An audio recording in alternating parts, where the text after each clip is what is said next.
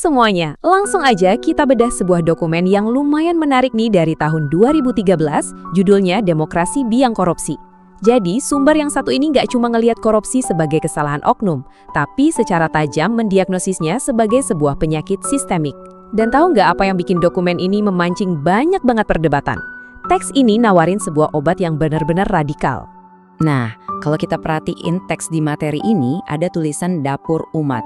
Slogannya tuh berbunyi, meracik solusi, sajikan pemahaman. Slogan ini sebenarnya udah merangkum banget seluruh isi dokumennya. Jadi penulisnya ini nggak cuma sekedar lempar kritik aja, tapi mereka benar-benar ngeracik sebuah solusi ideologis yang spesifik banget buat disajikan ke publik. Biar gampang ngikutinnya, ini dia peta jalan pembedahan kita.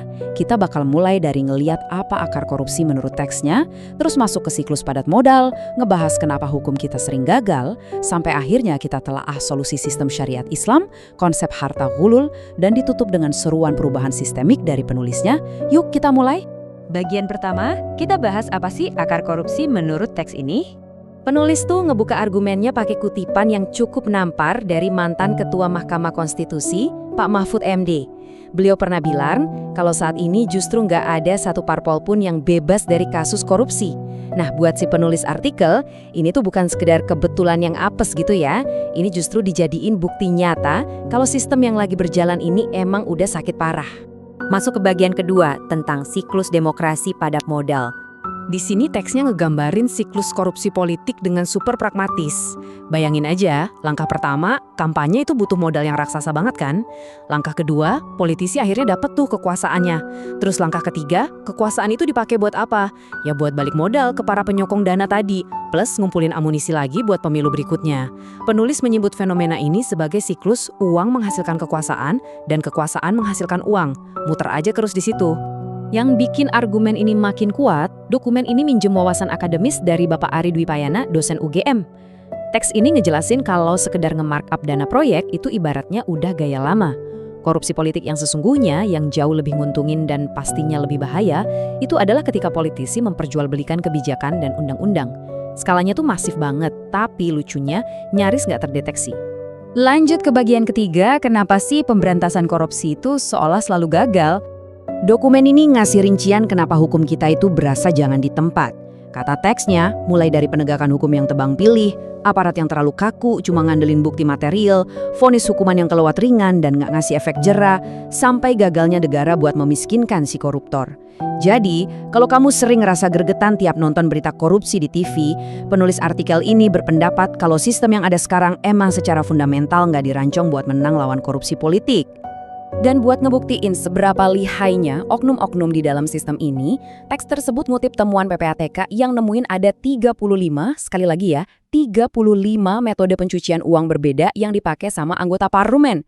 Gila kan? 35 cara. Kreativitasnya emang luar biasa, tapi ya sayang banget kepintaran itu cuma dipakai buat menghindari alat bukti material. Oke, sekarang kita masuk ke bagian keempat, solusi sistem syariat Islam. Di titik inilah teks mulai menarik garis kontras yang tajam banget. Teks ini berargumen kalau di sistem demokrasi saat ini, politisi itu kan megang kunci pembuatan undang-undang, kebijakan, dan nentuin anggaran. Nah, disitulah letak celah transaksinya. Sebaliknya, penulis nawarin sistem syariat, di mana wakil rakyat atau majelis umat itu cuma difokusin murni buat fungsi kontrol, koreksi, dan nampung keluhan aja. Logikanya simpel, kalau mereka nggak dikasih wewenang buat bikin aturan atau bagi-bagi anggaran, ya otomatis peluang buat jualan pengaruh bakal langsung lenyap. Terus pertanyaannya, gimana dong sama pejabat daerah? Penulis ngebawa sebuah cerita sejarah nih buat ngejelasin mekanismenya. Di sistem ini, kepala daerah itu memang diangkat oleh khalifah. Tapi kalau masyarakat nggak suka dan nolak, pejabat itu wajib langsung diberhentiin. Dokumen ini merujuk pada peristiwa waktu Nabi Muhammad ngeberhentiin Gubernur Al-Ala bin Al-Hadrami gara-gara masyarakat Bahrain komplain. Buat penulis, ini adalah bentuk nyata akuntabilitas publik dalam modal pemerintahan yang mereka ajuin. Kita geser ke bagian kelima, harta gulul dan pembuktian terbalik. Sumber yang kita bedah ini ngenalin satu batasan finansial yang ketat banget, namanya harta gulul. Konsep ini secara tegas mendefinisikan kalau pendapatan apapun yang didapat sama pejabat negara, pimpinan, atau pemegang otoritas di luar gaji resmi mereka, itu hukumnya terlarang. Nggak peduli deh mau dibungkus pakai nama fee, uang terima kasih, parcel, atau pungutan. Pokoknya kalau di luar gaji yang wajar, teks ini nyebut itu semua diharamkan. Terus gimana cara ngebongkar korupsi yang rapi banget disembunyiin? Solusinya, penulis sangat menganjurkan penerapan yang namanya pembuktian terbalik. Nah, konsep ini ngerubah aturan main secara total loh. Bukan lagi penyidik atau jaksa yang mesti setengah mati nyari bukti material penyuapan. Bebannya dibalik. Si pejabat itu sendiri yang secara hukum wajib ngebuktiin dari mana asal-muasal gunung hartanya yang nggak wajar itu. Menurut teks tersebut, mekanismenya ada 3 langkah simpel yang bisa ngehindarin kerumitan nyari bukti material. Pertama, catat dulu semua kekayaan awal pejabat waktu mulai menjabat. Kedua, identifikasi kalau ada lonjakan kekayaan yang nggak wajar. Nah, ketiga, kalau pejabat itu gagal ngebuktiin bahwa hartanya itu sah, ya udah, semua kelebihan hartanya itu langsung disita detik itu juga dan dimasukin ke kas negara, alias Baitul Mal. Efeknya, ini secara instan memiskinkan sang koruptor. Dan buat menjustifikasi kerangka hukum yang agresif ini, penulis ngasih contoh preseden sejarah dari Khalifah Umar bin Khattab. Diceritain kalau Khalifah Umar tuh nggak segan-segan mengaudit lingkaran dalamnya sendiri secara agresif. Teks ini menceritakan gimana Umar menyita harta nggak wajar dari pejabat dan orang-orang terdekatnya, termasuk menyita harta dari Abu Bakrah dan Abu Sufyan. Pesannya jelas, nggak ada satupun orang yang kebal dari audit pembuktian terbalik ini. Kalau ketahuan dan gagal ngebuktiin hartanya gimana? Teks ini ngejabarin sederet hukuman takzir yang diserahin ke kebijakan hakim, yang desainnya emang ekstrim banget buat ngancurin insentif korupsi.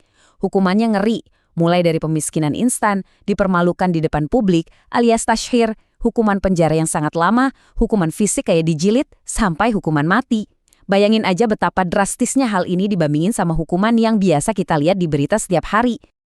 Akhirnya kita sampai di bagian ke-6, seruan perubahan sistemik. Di bagian ini, penulis berusaha memperkuat solusi hukumnya tadi dengan pencegahan spiritual. Teksnya ngutip sebuah hadis yang intinya bilang, Allah itu nggak akan nerima sholat tanpa kesucian. Dan juga nggak akan nerima sedekah yang sumbernya dari harta gulul.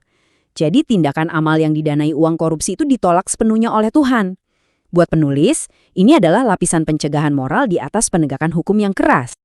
Pada akhirnya, tesis inti dari dokumen ini tuh ibaratnya gini. Kamu nggak mungkin bisa membersihkan rumah kalau kamu hidup di dalam sistem tata letak yang emang dirancang untuk ngumpulin kotoran. Penulis menganggap korupsi itu bukan cuma masalah individu-individu yang jahat, tapi ini adalah gejala dari kapitalisme sekuler dan demokrasi itu sendiri. Makanya, teks ini secara tegas menuntut adanya penggantian total terhadap ideologi dasar negara. Mereka menyimpulkan bahwa satu-satunya cara buat benar-benar menyembuhkan penyakit korupsi ini adalah melalui penerapan syariat Islam secara total di bawah naungan khilafah. Nah, sebagai penutup pembedahan kita atas dokumen tahun 2013 ini, ada satu pertanyaan kritis yang layak banget buat direnungin. Kalau sistem saat ini dianggap cacat karena butuh siklus modal raksasa, seperti argumen teks ini, jaminan apa sih yang kita punya kalau manusia-manusia yang duduk di dalam sistem baru itu, seketat apapun aturannya, nggak bakal nyiptain siklus penyalahgunaan kekuasaan jenis baru? Ini benar-benar ngebuka pemikiran kita soal sifat dasar manusia versus desain sebuah sistem. Sampai jumpa di pembedahan materi kita berikutnya.